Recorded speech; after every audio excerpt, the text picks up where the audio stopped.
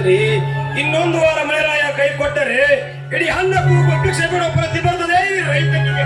ಸ್ವಾಮಿ, ರೈತರ ಬಗ್ಗೆ ಅಷ್ಟೆಲ್ಲ ಹಗುರಾಗಿ ಮಾತನಾಡಬೇಡಿ ಸ್ವಾಮಿ, ಮಾತನಾಡಬೇಡಿ. ಈ ವರ್ಷ ಮಳೆ ಕೈ ಕೊಟ್ರೆ ಏನಾಯ್ತು? ಮುಂದಿನ ಸಲವಾದ್ರೂ ಮಳೆಯಾಗಿ ಈ ಬರಗಾಲವನ್ನು ತಡೆದು ಈ ರೈತ ಚೆನ್ನಾಗಿ ಉತ್ತಿ ಬಿತ್ತಿ ಬೆಳೆದು ಈ ದೇಶಕ್ಕೆ ಅನ್ನ ಹಾಕಲು ಎದ್ದು ನಿಲ್ಲುತ್ತಾನೆ ಸ್ವಾಮಿ, ಎದ್ದು ನಿಲ್ಲುತ್ತಾನೆ ರೈತ. ನಿಜ ಸಾವಿತ್ರಿ, ನಿಜ ಸಾವಿತ್ರಿ, ಕಷ್ಟ ಸುಖಕ್ಕೆ ಹೆಗಲು ಕೊಟ್ಟು ಎದ್ದು ನಿಲ್ಲುವನೇ ರೈತ.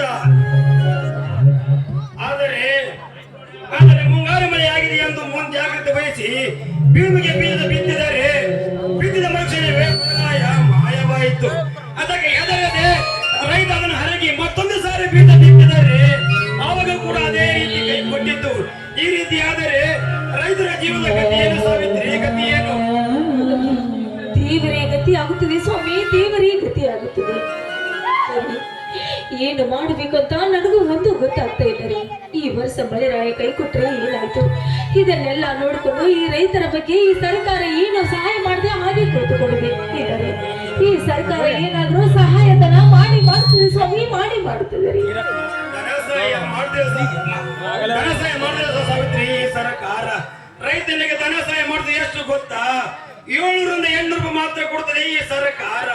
ಈ ಸರ್ಕಾರ ಕೊಟ್ಟ ಪರಿಹಾರ ರೈತನಿಗೊಂದು ಚೀಲ ಗೊಬ್ಬರ ಸಹ ಬರುವುದಿಲ್ಲ. ಆದರೂ ಕೂಡ ಅದನ್ನ ದೊಡ್ಡದಾಗಿ ತಿಳಿದುಕೊಂಡು ಹೋಗ್ತಾನೆ ಈ ರೈತ. ಯಾಕೆಂದರೆ ಮತ್ತೊಬ್ಬರಲ್ಲಿ ಕೈ ಜಾತಿ ತಿನ್ನುವ ಮನಸ್ಸಿಲ್ಲ ಈ ರೈತನಿಗೆ. ಹೌದ್ರಿ, ಶ್ರೇಷ್ಠರಲ್ಲಿ ಪರಮ ಶ್ರೇಷ್ಠ ಅಂದ್ರೆ ಈ ರೈತನೊಬ್ಬನೇ ಸ್ವಾಮಿ, ರೈತನೊಬ್ಬನೇ. ಈ ರೈತನಿಗೆ ಇಂತ ಕಷ್ಟ ಬಂದಿದೆ ಅಂದ್ರೆ ಇದನ್ನೆಲ್ಲ ನೋಡಿಕೊಂಡು ಈ ಸರ್ಕಾರ ಸುಮ್ಮನೆ ಕುಳಿತುಕೊಂಡದೇನ್ರಿ? ಏನಾದ್ರೂ ಸಹಾಯ ಮಾಡ್ತಾ ಇಲ್ಲ ಅಂದ ಮೇಲೆ ಈ ಸರ್ಕಾರ ಇತರೆಷ್ಟು ಸ್ವಾಮಿ, ಬಿಟ್ಟರೆಷ್ಟು ರೀ, ಇತರೆಷ್ಟು. ಸಾವಿತ್ರಿ, ಈ ಸರ್ಕಾರ ಬಿಟ್ಟು ಮತ್ತೊಂದು ಸರ್ಕಾರ ಬಂದರು ಈ ರೈತನಿಗೆ ಸಹಾಯ ಮಾಡಲು ಯಾರು ಎದ್ದು ನಿಲ್ಲಲಾರರು. ಏಕೆಂದರೆ ಈ ರೈತನಪ್ಪ ಶ್ರಮಜೀವಿ. ತನಗೆ ಬಂದ ಕಷ್ಟ ಸುಖವನ್ನೇ ತಾನೇ ಹೆದರಿಸ್ತಾನೆ ವಿನಃ ಮತ್ತೊಬ್ಬರಿಗೆ ಆಸೆ ಬಿದ್ದು ನಿಲ್ಲಲಾರರು. ಸಾವಿತ್ರಿ, ನೀವೊಂದು ವಿಷಯ ಹೇಳುವುದನ್ನೇ ಮರ್ತಿದ್ದೆ. ಹೌದಾ? ಏನ್ರಿ ಇದು? ನಾಳೆ ಬೆಳಗ್ಗೆ ನಿನ್ನ ತಮ್ಮ ಕುದುರೆ ಸ್ಪರ್ಧೆಗೆ ಹೋಗುತ್ತಾನಂತೆ. ಅಕ್ಕ ನಿನ್ನನ್ನು ಕರೆದುಕೊಂಡು ಬೇಗನೆ ಬಾ ಅಂತ ಹೇಳಿದ್ದಾಳೆ. ಹೌದಾ? ಹಾಗಾದ್ರೆ ಬನ್ನಿ, ಬೇಗನೆ ಹೋಗ. ನಿಂತುಕೋ ಸಾವಿತ್ರಿ, ತವರ ಮನೆ ಕಡೆ ಹೋಗುವುದೆಂದರೆ ನವಿಲು ಕುಣಿದ ಹಾಗೆ ಕುಣಿತಿದೆಯಲ್ಲ, ನೀನು ಹಾಗೆ ಹೋದರೆ ನನ್ನ ಪಾಡೇನು? ರೀ, ಏನ್ರಿ, ನಾನೇನು ಹಾಗೆ ಹೊಟ್ಟಿಲ್ಲ.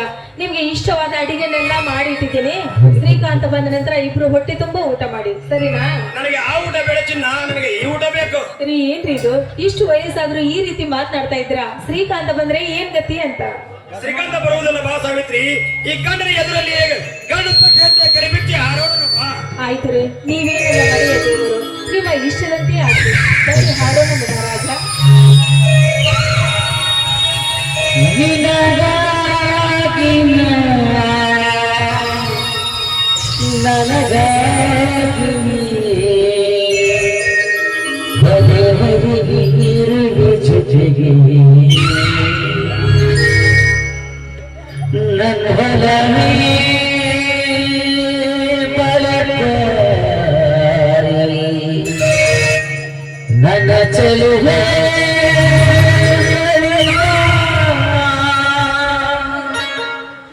ಬಳಿ ಬಂದು ಸಿಹಿ ನಂಬಿನ ಕಾಲಿಗೆ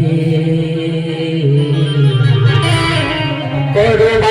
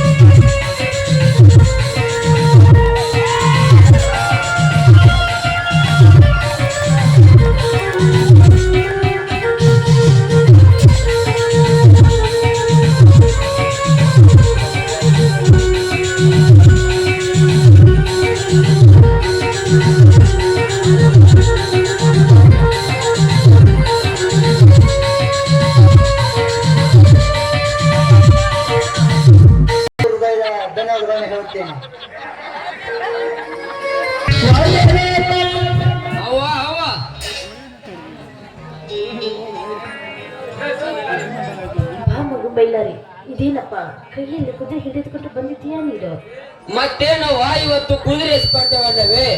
ಅದಕ್ಕೆ ಹುಣಗುಂದ ತಾಲೂಕು ಬಿಸಿನಾಳಕ್ಕೆ ಹೋಗಿ ಏನು ಗುರು ಏಕಪ್ಪನವರ ಕುದುರೆ ತಗೊಂಡು ಬಂದಿದ್ದೇನೆ. ಅದಕ್ಕೆ ಅವರ ಆಶೀರ್ವಾದ ಮಾಡಿ ಕಳಿಸಿರವ, ಜಯ ನಿನಗೆ ಆಗುತ್ತದೆ ಅಂತ. ಅದಕ್ಕೆ ನೀನು ಆಶೀರ್ವಾದ ಮಾಡುವ. ಕುದುರೆ ಓಡಿಸುವುದರಲ್ಲಿ ಜನರ ಮನಸ್ಸನ್ನು ಗೆದ್ದು ಮನ ಮೆಚ್ಚಿದ ಮೈಲಾರಿ ನೀನಾಗೋ ಅಂತ.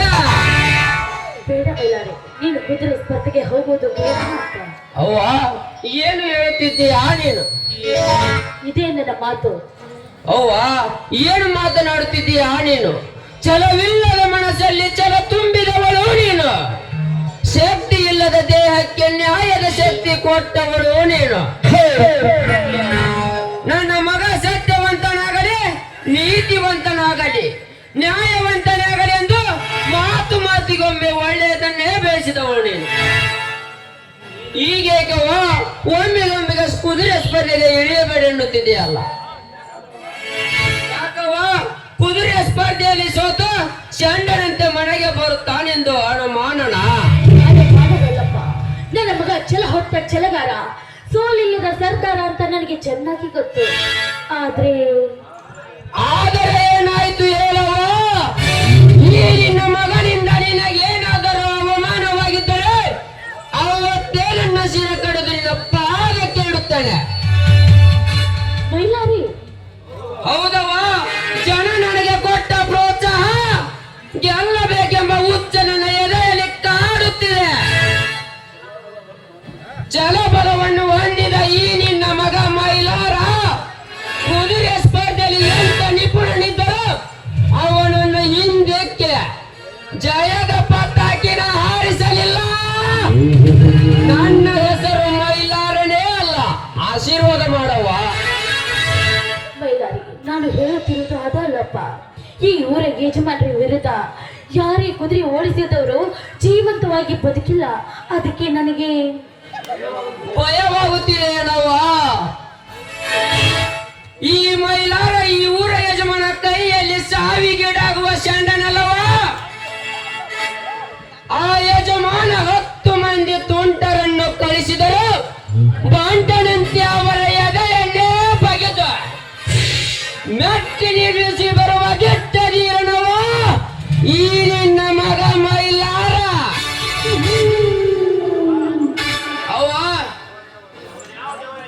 ಅವನ್ಯಾವ ಧೈರ್ಯಶಾಲಿ ಎಂದು ಆ ಯಜಮಾನ ಹೆಸರು ನನ್ನ ಮುಂದೆ ಹೇಳುತ್ತದೆಯಾ? ಆಶೀರ್ವಾದ ಮಾಡಿ ಕಳಿಸಿ ನೋಡವ ಈ ನಿನ್ನ ಮಗನ ಹರ ಸಾಹಸವನ್ನ.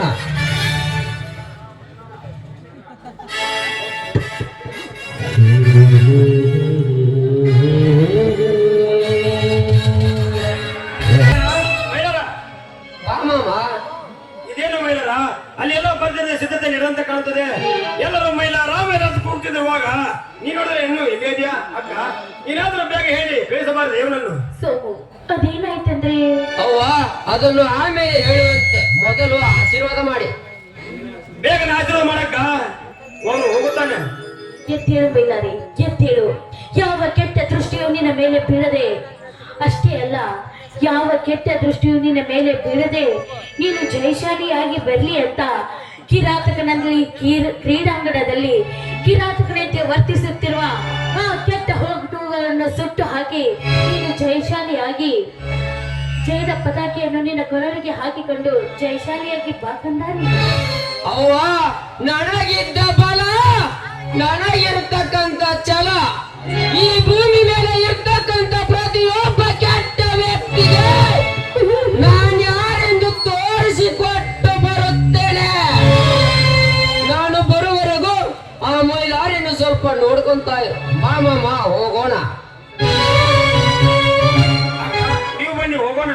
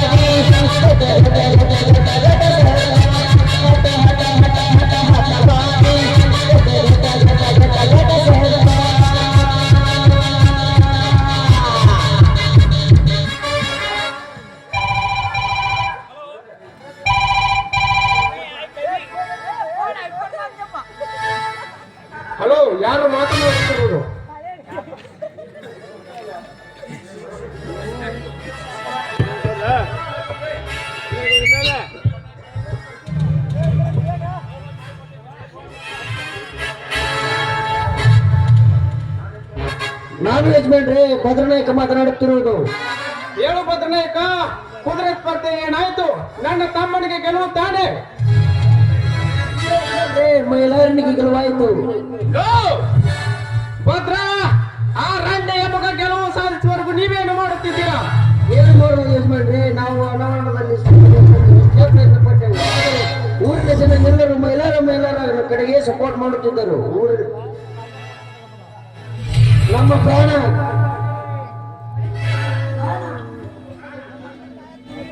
ಪ್ರಾಣ ಭದ್ರ, ಪ್ರಾಣಕ್ಕೆ ಎದುರುವ ಏಡಿ ವಂಶ ಅಲ್ಲ, ಇದು ಸರದಾರ ನರಸಿಂಹನಾಯಕರ ವಂಶ. ನೋಡು ಭದ್ರ, ಆ ಮಹಿಳೆಯರಿಗೆ ಯಾರೇ ಸಪೋರ್ಟ್ ಮಾಡುತ್ತಿದ್ದರು ಅವರ ಮನೆಗಳಿಗೆಲ್ಲ ಸೀಮೆಣ್ಣೆ ಉಗ್ಗಿ ಬೆಂಕಿ ಹಚ್ಚಿರಿ. ಯಾವುದಕ್ಕೂ ಯಾರಿಗೂ ಹೆದರಬೇಡಿ. ಇದು ಈ ವೀರಾದಿ ವೀರಪ್ಪ ನಾಯಕನ ಆಜ್ಞೆ. ಆಯ್ತು ಯಜಮಾನ್ರೆ.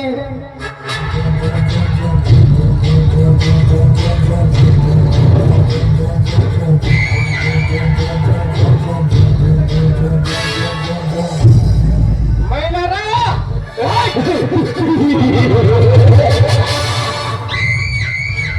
ಗೆದ್ದೆಳೆಂದು ಗರ್ವದಿಂದ ಮೆರೆಯುವುದರ ಮಗನೇ, ಈ ವೀರಪ್ಪ ನಾಯಕನ ಸಾಮ್ರಾಜ್ಯದಲ್ಲಿ ಲೆಕ್ಕ ಬರುವ ಉತ್ಸವ ಎನ್ನುವುದರೊಳ ಸಾಕಿ ನಿನ್ನನ್ನು ಮೇಲಕ್ಕೆ ಎತ್ತಿ ಮತ್ತೆ ಆ ಸ್ಥಾನಕ್ಕೆ ಪಟ್ಟದರ ಸ್ವರ್ಗವಾಗದಿದ್ದರೆ ನನ್ನ ಹೆಸರು ಸರದಾರ ನರಸಿಂಹ ನಾಯಕನ ಮಗ ವೀರಾದ ವೀರಪ್ಪ ನಾಯಕನೇ ಅಲ್ಲ.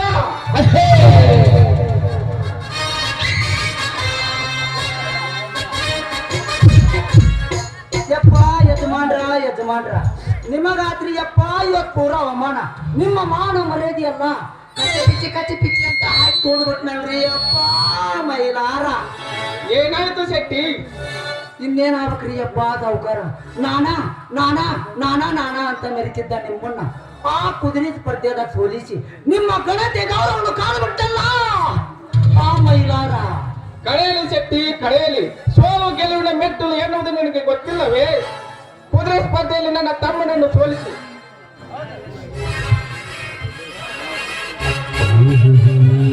ಕಳೆಯಲಿ ಶೆಟ್ಟಿ, ಕಳೆಯಲಿ. ಸೋಲು ಗೆಲುವಿನ ಮೆಟ್ಟಲು ಎನ್ನುವುದು ನಿನಗೆ ಗೊತ್ತಿಲ್ಲವೇ? ಆ ಮಹಿಳೆಯರು ನನ್ನ ತಮ್ಮನನ್ನು ಸೋಲಿಸಿ ಜಯದ ವಸ್ತಿಲಲ್ಲಿ ಮೆರೆಯುತ್ತಿದ್ದನಲ್ಲ, ಕಳೆಯಲಿ. ಮುಂದೊಂದು ದಿನ ತಾನು ಪಡೆದುಕೊಂಡೊಬ್ಬ ಮಾನ ತನ್ನಿಂದಲೇ ಅವಮಾನವಾಗಿ ಅದನ್ನು ಮರಳಿ ನಾನು ಪಡೆಯದಿದ್ದರೆ ನನ್ನ ಹೆಸರು ವೀರರೊಳಪ್ಪ ವೀರ ಮದಕರಿ ನಾಯಕ ವೀರಪ್ಪ ನಾಯಕನೇ ಅಲ್ಲ. ಯಪ್ಪ ಯಜಮಾನ್ರ, ನೀವೆಂತ ಅನ್ನೋದು ನಮ್ಮ ಹಡಪದ ಡಿಯ ನೋಡ್ಕೊಂಡು ಮುರಡಿ ಎಮ್ಮೆಲ್ಲಿ ತನಕ ಹೋದ್ರು ಗೊತ್ತೈತಿ. ಆದ್ರ ಆ ಕುದುರೆ ಸ್ಪರ್ಧೆದಾಗ ಆ ಮೈಲಾರ ಕುದುರೆ ಹೊಡೆದ್ನಪ್ಪ.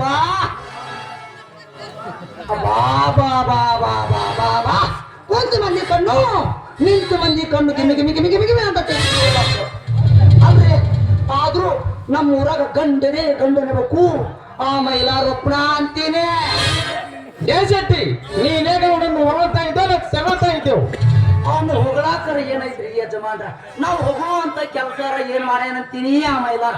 ನಿಮಗ ತಿಳಿಸಿ ಹೇಳ್ಬಿಡ್ತೀನ್ರಿ, ಆ ಬೀರಪ್ಪನ ಗುಡಿಲಿಂದ ಅಜ್ಜನ ಕಟ್ಟಿವರೆಗೂ ಸಮನಾಗಿ ಸಣ್ಣ ಯಜಮಾನ್ರು ಆ ಮೈಲಾರ ಸಮನಾಗಿ ಹೋದ್ರ ಅಲ್ಲಿ ನೋಡ್ರಿ ಅಪ್ಪ ಮಗನಿ ಊಟನ ಕಣ್ಣು ಮುಚ್ಚಿ ಕಣ್ಣು ತೆಗೆದ್ರೊಳಗ ಆ ಬಂಗಾರದ ಕಿರೀಟ ಎತ್ತೇ ಬಿಟ್ಟ ಮೈಲಾರ. ಎತ್ತಲಿ ಶೆಟ್ಟಿ, ಎತ್ತಲಿ. ಪ್ರತಿ ವರ್ಷ ಈ ವೀರಪ್ಪ ನಾಯಕನ ವಂಶಕ್ಕೆ ಮೀಸಲಾಗಿದ್ದ ಕಿರೀಟವನ್ನು ಆ ಮೈಲಾರ ಪಡೆದಿದ್ದಾನೆ ಅಂದರೆ ಅದನ್ನು ಒಳ್ಳೆದಕ್ಕಾಗಿ ಬಂದಿದ್ದಲ್ಲ. ಸತ್ತ ಮೇಲೆ ಅವನ ಬಾಡಿಯ ಮೇಲಿಟ್ಟು ಸ್ಮರಣೆ ಮಾಡಲೇ ಈ ಊರ ಜನ ಅಂದ ತಕ್ಷಣ ನನಗೊಂದು ನೆನಪಿಗೆ ಬಂದ್ರಿ ಅಪ್ಪ. ಏನ್ ಜನ ರೀ ಅಲ್ಲ, ಪ್ರತಿಯೊಬ್ಬರ ಬಾಯಿಗೂ ಮೈಲಾರ ಮೈಲಾರ ಮೈಲಾರ ಅಂತ ಕೂಗ್ತಿದ್ರು. ನಮ್ಮ ಸಣ್ಣ ಯಜಮಾನ್ ಎದುರು ಒಬ್ರ ಕೂಗ್ಯಾರು, ಅದ್ರ ಸುದ್ದಿನ ತೆಗಿಬ್ಯಾಡ್ರಿ. ಕಾರಣ ಕಸ ಮಾಡಿಬಿಟ್ಟಿದ್ರು. ನಾವು ಹೊಡ್ಕೊಂದ್ಯ ಬಡ್ಕೊಂದ್ಯ ಇಟ್ಕೊಂದ್ಯ ಹಣ ಗಳಿಸೋಕಿನ ಮಾತ್ರ ಜನ ಗಳಿಸ್ರಿ ಅಂತ ಜನ. ಶೆಟ್ಟಿ, ಹಣ ಬೀಸಿದರೆ ಎಣ ಸಹಿತ ಎತ್ತು ನಿಲ್ಲುವ ಈ ಕಾಲದಲ್ಲಿ ಜನರ ಅವಶ್ಯಕತೆ ನನಗಿಲ್ಲ. ನಾನು ಹಚ್ಚಿದ ಬೆಂಕಿಯಿಂದ ಕಂಗಾಲದ ಜನ ಈ ವೀರಪ್ಪ ನಾಯಕನ ಅಂಗಾಲಕ್ಕೆ ಬದುಕು ಹಾಗೆ ಮಾಡುತ್ತೇನೆ.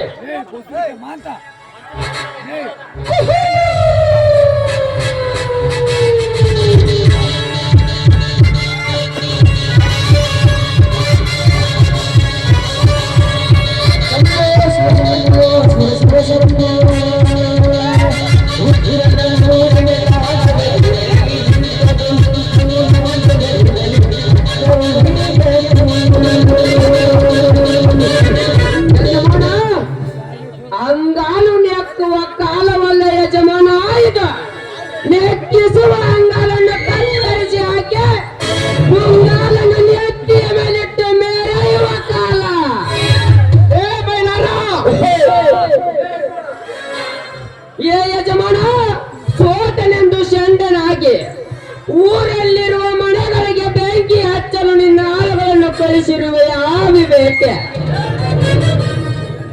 ನೀನು ನಿಜವಾದ ಗಂಡಸೇ ಆಗಿದ್ದರೆ, ಗೆಲ್ಲುತ್ತಾನೆ ಎಂಬ ಛಲವಿದ್ದರೆ ಈಗಲೇ ಸಿದ್ಧವಾಗಿ ಬಾರಣ ರಂಗಕ್ಕೆ. ಅದನ್ನೆಲ್ಲ ಬಿಟ್ಟು ಎಲ್ಲಮ್ಮನ ಗುಡ್ಡದ ಗಂಡು ಜೋಗಿ ಅಂತೆ ಅಮಾಯಕರ ಪ್ರಾಣ ಯಾಕೆ ತೆಗೆದುಕೊಳ್ಳುತ್ತೀಯ? ಅಮಾಯಕರ ಪ್ರಾಣ ಏ ಮೈಲಾರ, ನನ್ನ ಮೇಲೆ ಏ ಮೈಲಾರ, ಕಂಡವರ ಪ್ರಾಣದೊಡನೆ ಚೆಲ್ಲಾಟವಾಡದೆ ನಿನ್ನ ಚಟ, ಹೆಚ್ಚಿಗೆ ಬಾಯಿ ಬಿಟ್ಟರೆ ಹರಿದು ಹಾಕುವ ನಿನ್ನ ಗಟ. ಶೆಟ್ಟಿ ತೆಗೆದುಕೊಂಡು ಬಾ ಬಂದು ಕಡು. ಈ ಸತ್ಯಕ್ಕ ತಂದು ಬಿಡ್ತೀನ್ರಿ ಅಪ್ಪ ಬಂದೂಕು. ನೀವು ನಿನ್ನೆ ಸುಟ್ಟಿ ಕೆಳಗಿನ ಮನ್ಯಾಗ ಮಣ್ಣು ಮಾಡಿ ಹೋಗ್ಬಿಡ್ರಿ.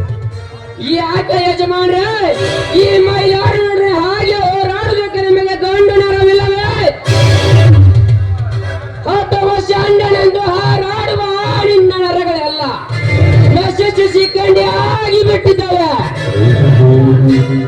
ಬಾ ಯಜಮಾನ ಬಾ, ನೀನು ಬಂದು ತೆರೆದಾದರೂ ಬಾ, AK-47 ಗನ್ ನೀಡಿದಾದರೂ ಬಾ. ನಿನ್ನ ಮನೆಯ ಅಂಗಳದಲ್ಲಿ ನಿಂತಿರುವ ಈ ಮನ ಮೆಚ್ಚಿದ ಮೈಲಾರಿ ಒಡನೆ ಸಾಕು ಹೊಡೆದು ಬಾ.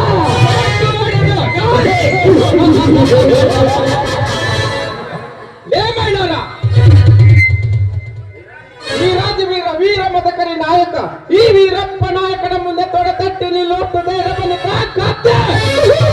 ನಿನಗೆ ಧೈರ್ಯವಿದ್ದರೆ ದಾಟಿ ಬಂದ ಈ ನಾಯಕನ ಮನೆ ವಸ್ತಿಲನ್ನು ಮರಳಿ ದಾಟಿ ಹೋಗು ನೋಡೋಣ.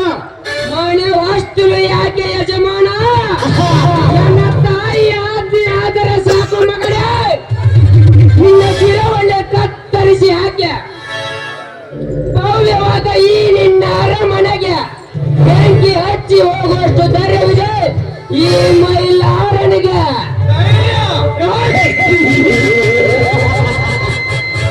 ಏ ಮೈಲಾರ, ನಿನಗೆ ಧೈರ್ಯ ತುಂಬಿ ಆಜ್ಞೆ ಮಾಡುವ ನಿನ್ನ ಆಜ್ಞೆ ತಾಯಿಗೆ ಗೊತ್ತಿಲ್ಲ ಈ ವೀರಪ್ಪ ನಾಯಕನ ವಿಷಯ. ಯಾಕಪ್ಪ ನಾಯಕ ಹೆತ್ತ ತಾಯಿಗೆ ಆಜ್ಞಾಡು ಎಂಬ ವೆಚ್ಚ ಶಬ್ದವನ್ನು ನುಡಿದೆ ಆಗಿಬೇಕೆ? ನನ್ನ ತಾಯಿಯ ಗಂಗೆ ಅಷ್ಟೇ ಪವಿತ್ರ, ಭೂಮಿ ತಾಯಿ ಅಷ್ಟೇ ಒಳ್ಳೆಯವಳು ಅಂತ ಮಾತೆಯ ತತ್ತ ಶಬ್ದವನ್ನು ನುಡಿದ ನಿನ್ನ ನಾಲಿಗೆಯನ್ನು ಸೇರಿ ಹಾಕಿ ನಿನ್ನ ರಕ್ತ ನಾನು ಕುಡಿಯದಿದ್ದರೆ ನಾನು ನನ್ನ ತಂದೆಗೆ ಹುಟ್ಟಿದ ಮಗನೇ ಅಲ್ಲ.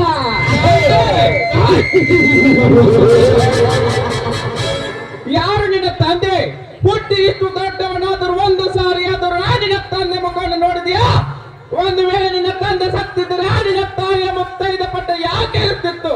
ಸೈನಿಕ ಗೈಲವಿಟ್ಟ ಪುರುಷರನ್ನು ನೋಡಿದ್ರೆ ಅಪ್ಪ ನಾಯಕ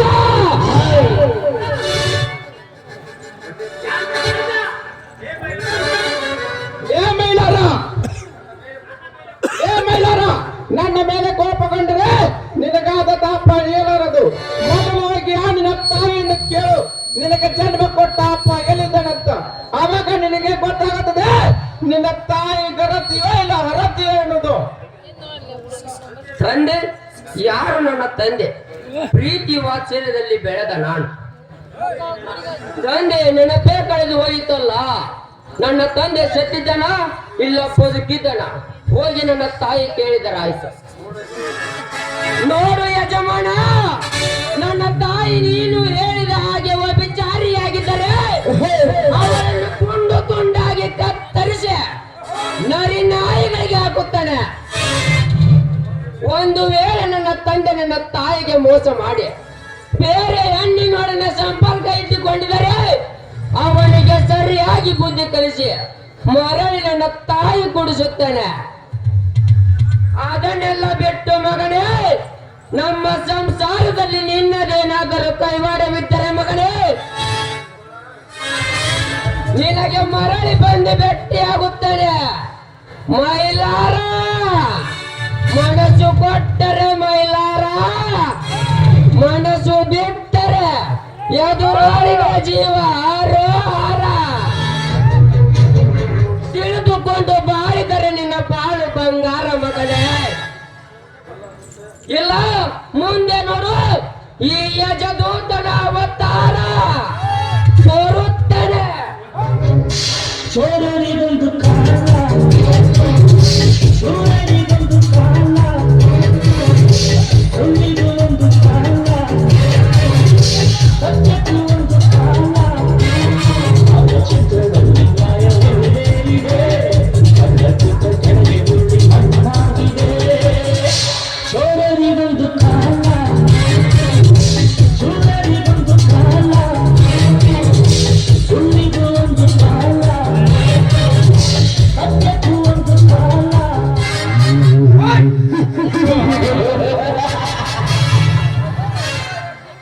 ಮೈಲಾರ ಓಯ್! ವೀರ ಸೂರರು ಎನ್ನು ಕರೆಯದೆ ಕುದುರೆ ಸ್ಪರ್ಧೆಯಲ್ಲಿ ನನ್ನ ತಮ್ಮನನ್ನು ಸೋಲಿಸಿ ಈಗ ನೇರವಾಗಿ ನನ್ನ ಮನೆಗೆ ಬಂದು ಸೊಟ್ಟು ಹೊಡೆದು ನಿಂತಿಯ ಸೊಕ್ಕಿನ ಕುಳ್ಳಿ ಮೈಲಾರ ಓಯ್! ಇಂದು ನಾಡ ಬಿಟ್ಟ ವಿಷಯ ತಾಯಿ ಮಗನೊಡನೆ ಕದನದ ವಿಷಯ.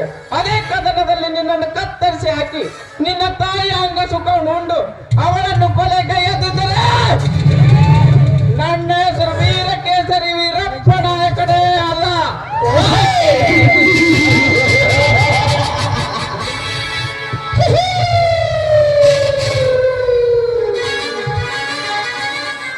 ಸಾವಿರಾರು ಕೋಟಿ ಹೊಡೆಯ ಅಲ್ಲ ಮತ್ ಕಾಲಾಗ ಅವ ಚಪ್ಪಲ್ಲ ಅಲ್ಲ ಗಳಗ್ ಹರಿದ್ರ ಅದ ಒಂದ್ ಐಮಲ್ ಕೈಯಾಗ ಗಾಡಿ ಸ್ಟೇರಿಂಗ್ ನೋಡಿ ಹೆಂಗೈ ಜೀವನ.